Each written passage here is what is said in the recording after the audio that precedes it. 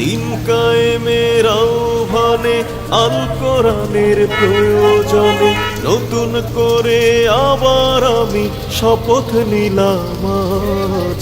কেউ না করুক আমি করব কাজ, কেউ না করুক আমি করব কাজ। আমি হতাশ হব না, ভেঙে পড়ব না, নিরাশ হব না, ভয় করব না, ভেঙে পড়ব না, ভয় করব না। দিনের কাজে ব্যস্ত রব বরং সকাল সাজ, দিনের কাজে ব্যস্ত রব বরং সকাল সাজ। কেউ না করুক আমি করব কাজ, কেউ না করুক আমি করব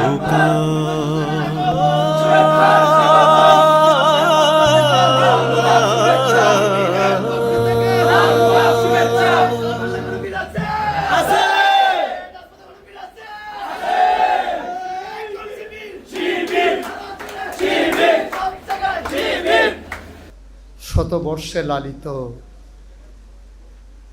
কুমিল্লার অবস্থিত শুধু বাংলাদেশ নয়, গোটা পৃথিবীর মাঝে পরিচিত ঐতিহ্যধন্য শিক্ষাপীঠ ভিক্টোরিয়া কলেজের আজকের এই নবীনবরণ অনুষ্ঠান,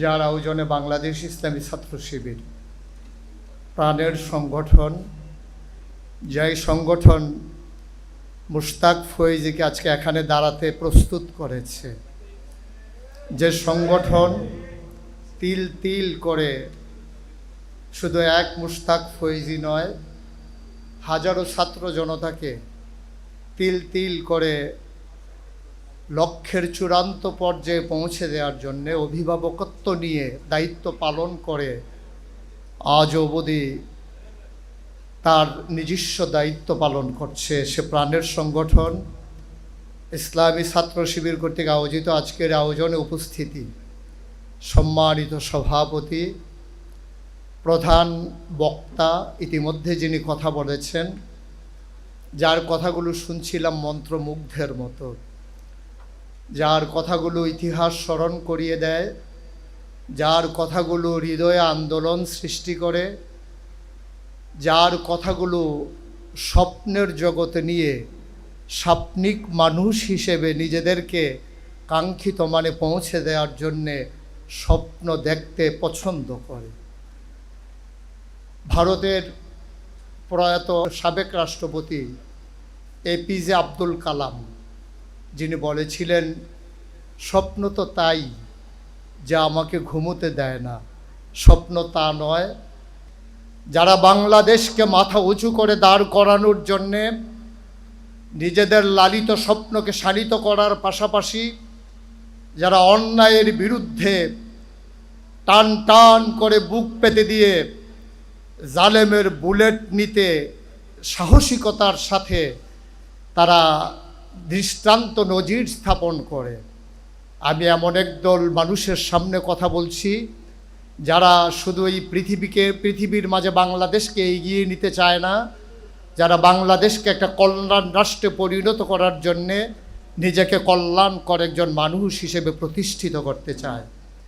আজকে আকাশে যখন মেঘের ঘনঘটা, বাইরে যখন বৃষ্টির রিমঝিম বরিশন ধারা, স্বাভাবিকভাবেই হলের জানালা ঘেঁষে বসে বসে বৃষ্টিতে কাক ভেজা দেখতে যেমন পছন্দের, যেমন করে আরাম করে পাতলা কাঁথা মুড়ি দিয়ে ঘুমানোর দিন, সেই সময়ও যারা আজকে এই হলরুমকে সুসজ্জিত করেছেন, যারা সার্থক করেছেন আয়োজনকে, যারা এই সুন্দর আয়োজনে এক একটা, যদি এই সার্থক আয়োজনকে বাগান বলি, আর আপনারা এক একটা ফুটন্ত কলি থেকে ফুল হয়ে ফুটেছেন, ফুটাতে চেয়েছেন, যাদের এই আজকের আয়োজনে উপস্থিতি, সম্মানিত উপস্থিতি, আমরা ভুলে গেছি নিজের পরিচয়, আমরা ভুলে গেছি আমাদের নিজেদের ঠিকানা।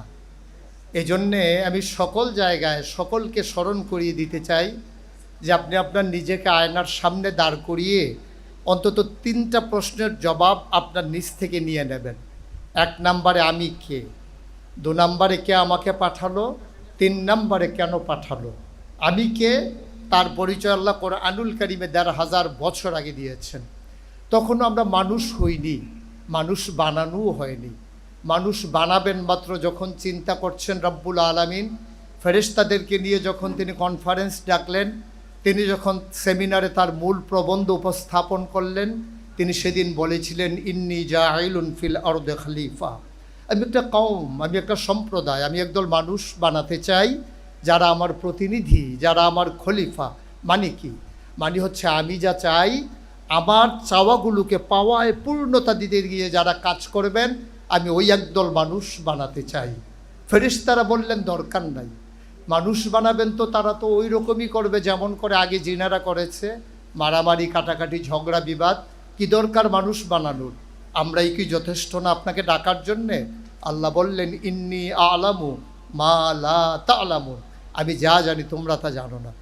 আজকে নিশ্চয়ই আল্লাহ তাবারক ওয়া তাআলা এই বৃষ্টিস্নাত দিনে আজকে ইশারা করে ফেরেশতাদেরকে দেখাচ্ছেন, ওই হল রুমের দিকে তাকিয়ে দেখো, যে মানুষ বানাতে না করেছিলে তারা ফিতনা ফাসাদ সৃষ্টি করবে বলে, আজকে হল রুমে তাকিয়ে দেখো একদল মর্দে মুজাহিদ মানুষ যারা এখনো চেতনা লব্ধ, যারা এখনো তারা আগাতে চায় নিজের চেতনাকে শানিত করার জন্যে, এখনো যাদের খেলার বয়স দূর হয়ে যায়নি, এখনো যারা ভাবতে শেখার সময় হয়নি, এখনো যারা নিজেকে বিলিয়ে দেওয়ার সময় হয়নি, তাকিয়ে দেখো সেই নবীনেরা আজকে দীপ্ত শপথ গ্রহণ করছে কেমন করে পৃথিবীকে সুন্দর করে সাজানো যায়। ফেরেশতারা লজ্জায় অবনত হয়ে যান। ফেরেশতারা তখন লজ্জায় যখন অবনত হয়ে যান, তখন আল্লাহ তাবারক ওয়া তাআলা আমাদেরকে লক্ষ্য করে আমাদেরকে দেখিয়ে বলেন, আমি এমন মানুষই বানাতে চেয়েছিলাম যারা আজকে সকল খেলাধুলা, টিভির রং তামাশা আর মোবাইলের স্ক্রিন থেকে নিজেকে সরিয়ে এনে দ্বীনের পথে চলতে চায়, দ্বীনের পথে নিজেকে সাজাতে চায়, রাঙিয়ে তুলতে চায়, দ্বীনের আলোয় আলোকিত করে গোটা বিশ্বকে। আল্লাহ তাবারক ওয়া তাআলা এজন্যই আমাদেরকে বানিয়েছিলেন। তাইলে আমি কে? আমি হচ্ছে আশরাফুল মাখলুকাত, আমি সৃষ্টির সেরা। ফেরেশতাদের বাধা সত্ত্বেও যিনি আমাদেরকে তৈরি করেছিলেন উসওয়াতুন হাসানা, আইডল, আইকন, মানুষের মডেল হিসাবে। কিন্তু বড়ই পরিতাপের বিষয়, ১বিংশ শতাব্দীর সূচনা লগ্নে গোটা বিশ্ব যখন কম্পিউটারাইজড, গোটা বিশ্বকে যখন বলা হচ্ছে গ্লোবাল ভিলেজ, আজকে কুমিল্লা প্রান্তে থেকে হ্যালো বললে যখন আমেরিকাতে শোনা যায়, শুধু দেখা যায় না, শোনা যায় না, দেখাও যায়। সেই জমানায় এসেও আমরা দেখি কোনো কৃষক তার গরুকে পিটিয়ে মারে না, আমরা দেখি কোনো ছোট্ট ছেলে তার শখের কুকুরটাকে পিটিয়ে মারে না। কিন্তু আমরা দেখি এই ১বিংশ শতাব্দীর সূচনা লগ্নে ওরা বিশ্বকে যখন বলা হচ্ছে চরম উন্নতির চরম শিখরে আরোহণ করেছে, আমরা দেখেছি খোঁজ রাজধানীতে রাজপথে আমার মানুষ মানুষকে পিটিয়ে হত্যা করেছে। আমরা দেখেছি আমরা যখন সভ্যতার ধারক বাহক সেজেছি, তখন আমরা পশুত্বের সর্বনিম্ন পর্যায়ে আমরা অবস্থান করছি।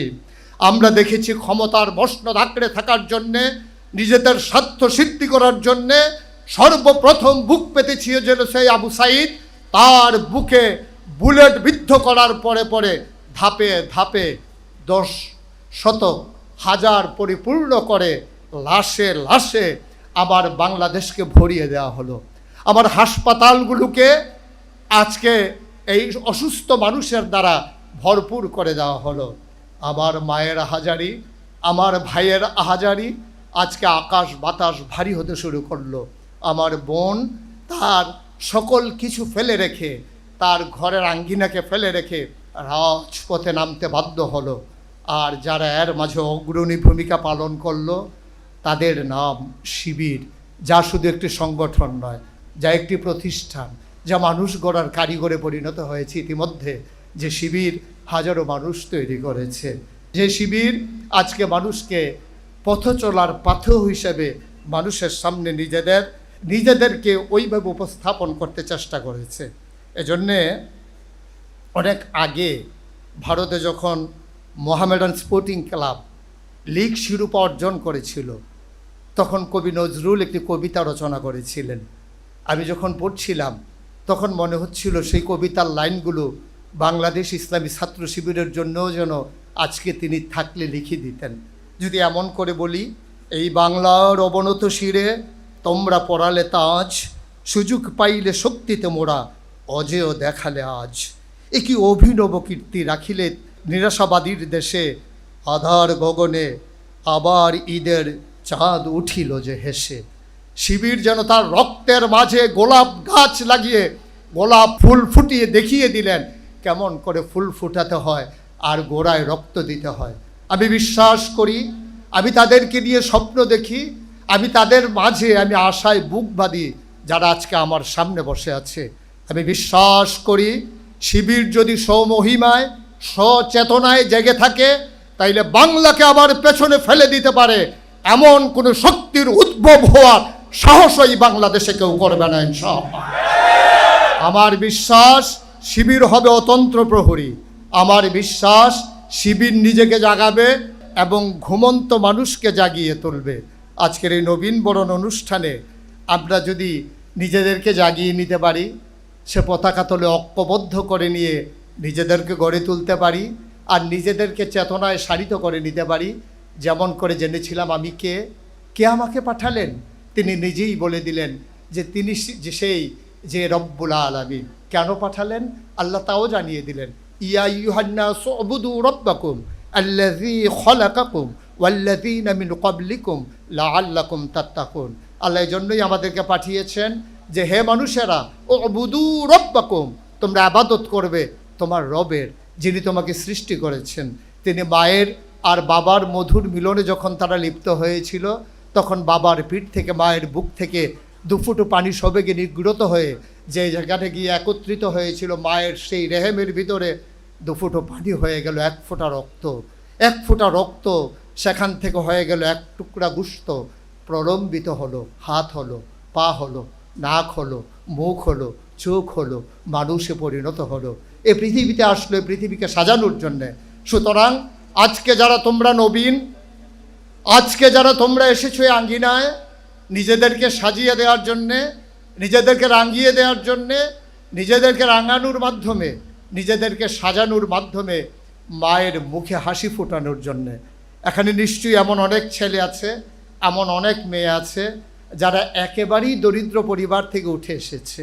এখানে নিশ্চয়ই এমন অনেক ছেলে আছে যাদের মা অন্য বাড়িতে কাজ করে সন্তানের জন্য লেখাপড়ার যোগান দিয়েছে।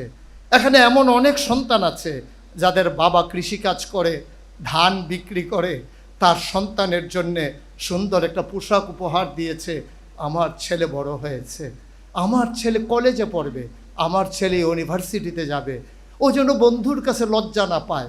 বাবা কষ্ট করে জীবন যাপন করে কিন্তু নিজের সন্তানকে বুঝতে দেয় না, নিজের সন্তানকে অপমানিত হতে দেয় না, শির উঁচু করে দাঁড়াতে শিখায় বাবা।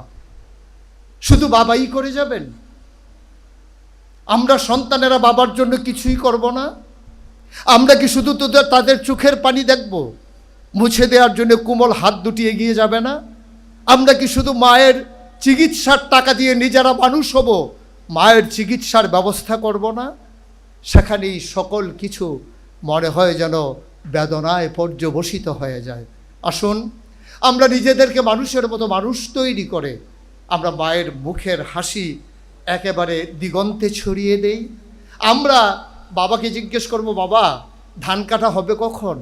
আমি এখন আর বাড়িতে আসব না, যখন ধান কাটা হবে আমি এসে তোমার কাঁধের ধানের ভার আমার কাঁধে নিতে চাই। তোমার সন্তানের কচি কাঁধ এখন অনেক শক্ত হয়েছে, তোমার সন্তানের কাঁপা কাঁপা হাত এখন বলিষ্ঠ হয়েছে, তোমার ছেলের চোখের পানি এখন রক্তে পরিণত হয়েছে। সুতরাং কষ্টে আর তোমাকে থাকতে দেব না। আমি চাই তোমার ধানের ভার আমার কাঁধে উঠুক, তোমার দোকানদারির দায়িত্ব আমার কাঁধে আসুক। এভাবে আমরা যদি নিজেকে মানুষের মতো মানুষ করে পরিচয় দিতে পারি, সেদিন বাবার বুক গর্বে ভরে যাবে, মায়ের অশ্রু সেদিন সান্ত্বনার অশ্রুতে পরিণত হবে। আসুন রং চঙের এই দুনিয়ায় নিজেদেরকে ভাসিয়ে না দিয়ে আমরা সমাজের দায়িত্ব নিতে শিখি। যেমন কবে আল্লামা ইকবাল বলেছিলেন, ইসরাবে রঙ্গ বুকু গুলিস্থা সমঝা হেতু, আহায় নাদান কক্ষকু আশিয়ান সমঝা হেতু। আহারে ও মুসলিম সমাজ, ও তরুণেরা, তোমরা রংচং দেখে মনে করো এটা বোধহয় ফুল বাগিচা, আর দুদু মরুভূমির মাঝে সূর্যের তির্যক আলো যখন পড়ে মনে হয় যেন পানির ফোয়ারা। মনে রাখবা, রংচং ফুল বাগিচা নয়, আর মরিচিকা পানির ফোয়ারা নয়। সুতরাং আসো আমরা জেগে উঠি। আমাদের সামনে যিনি আইডল, আমাদের সামনে যিনি উসওয়াতুন হাসানা, যিনি আমাদের জন্য মডেল, তিনি সেই নবী মুহাম্মদ রাসূলুল্লাহ সাল্লাল্লাহু আলাইহি ওয়াসাল্লাম। আমরা তার আদর্শ উজ্জীবিত হই, তার আনিত বিধানকে সমাজের রন্ধ্রে রন্ধ্রে আমরা পৌঁছে দেই। আমরা তৃণমূল পর্যায় থেকে শুরু করে শুধু রাষ্ট্রের সর্বোচ্চ পর্যায় পর্যন্ত নয়, আমরা গোটা বিশ্বের ইন্টারন্যাশনাল রিলেশন যেখানে হবে সেখান পর্যন্ত আমরা দ্বীনের কথাগুলো তুলে ধরি, নিজেদেরকে মডেল হিসেবে উপস্থাপন করি। আমরা বাংলাদেশের যারা, যদিও বলি শতকরা 90 জন মুসলমান, এই মুসলমানেরা সবাই হচ্ছে আমরা এই আনুষ্ঠানিকতার মুসলমান। আমরা কিন্তু প্র্যাকটিসিং মুসলিমে পরিণত হতে পারিনি। আমরা কথা দিয়ে মানুষকে মুসলিম বানাতে চাই, অথচ মুসলিম কথা দিয়ে নয়, মুসলিম হবে আরেক মুসলিমকে দেখে। আমরা নিজেদেরকে ওইভাবে উপস্থাপন করি। আমার যিনি ছাত্রী বোন হবেন সে আমার কাছে হবে নিরাপদ, কারণ আমি যদি আমার বোনকে টিটকারি মারি, আমি যদি মস্কারা করি ইউনিভার্সিটির গেইটে দাঁড়িয়ে দাঁড়িয়ে, তাহলে আমার বোনের নিরাপত্তা বিধান করবে কে? কাশ্মীরের ঝিলাম নদীর পানিও রক্তে রঞ্জিত হবে আমার বোনের রক্তে। আজকের সে আরাকানের মুসলমানের রক্তে নাফ নদীর পানি রক্তে রঞ্জিত হবে। আজকে ধর্ষিত হবে আমার বোন সিরিয়ায়, আমার বোন আফগানিস্তানে, ফিলিস্তিনে। আর আমার এই বাংলাদেশেও যদি আমার বোন আমার দ্বারা নির্যাতিত হয়, তাহলে তারা আশ্রয় পাবে কোথায়? আসুন আমরা আশ্রয়স্থল হই। যেমন করে বাংলাদেশের ঐতিহাসিক সেই মহা সমাবেশের দিনে একজন নারী লক্ষ মানুষের মাঝ দিয়ে হেঁটে গেছেন, নিরাপত্তার অভাব বোধ করেননি। আমরা সেদিন প্র্যাকটিসিং মুসলিমের সেই পরিচয় তুলে ধরেছিলাম। সে মেয়ে লিখতে বাধ্য হয়েছিল, এর নাম যদি হয় জামাত ইসলামী, এর নাম যদি হয় ইসলামী ছাত্র শিবির, তাহলে সবার চাইতে শিবিরই ভালো, তাহলে সবার চাইতে জামাতই ভালো। আমরা সেই জামাত চাই, সেই শিবির চাই। কথায় না বড় হয়ে আমরা কাজে বড় হতে চাই। আমরা প্রমাণ করে দিতে চাই, মাঝ রাতেও আমাদের একটা শিবিরের ছেলের কাছে একটা যুবতী মেয়ে বড়ই নিরাপদ। সে কখনো ধর্ষণের ভয় রাখে না, অপদস্থ হওয়ার ভয় রাখে না। আমরা প্রমাণ করে দিতে চাই, মিছিলের মাঝ দিয়ে হেঁটে যাবে আমার মেয়ে, সে কখনো নিরাপত্তার অভাব বোধ করবে না। আজকে স্বাগত জানাই কুমিল্লা ভিক্টোরিয়া কলেজে যারা নতুন হিসেবে পদার্পণ করেছেন। যেমন করে কবি নজরুল বলেছিলেন, তোরা সব জয়ধ্বনি কর, তোরা সব জয়ধ্বনি কর, ওই নতুনের কেতন উলে কাল বৈশাখীর ঝড়, তোরা সব জয়ধ্বনি কর। আসলো এবার অনাগত প্রলয় নেশারে নিত্য পাগল, সিন্ধু পাড়ের সিংহধারে ধমক হেনে ভাঙল আগল। মৃত্যু গহন অন্ধকূপে মহাকালের চণ্ডরূপে, ধূপ্রধূপে বজ্র শিখার মশাল জেলে আছে ভয়ঙ্কর। তোরা সব জয়ধ্বনি কর, তোরা সব জয়ধ্বনি কর। পৃথিবীকে প্রেজেন্ট করো, পৃথিবীর কাছে বাংলাদেশকে প্রেজেন্ট করো। শিবিরের ছায়া তলে ঐক্যবদ্ধ হও পতাকা তলে, জাগিয়ে দিয়ে ছেলেদের জানিয়ে দাও, আমরা ছিলাম, আমরা আছি, আমরাই থাকবো ইনশাআল্লাহ।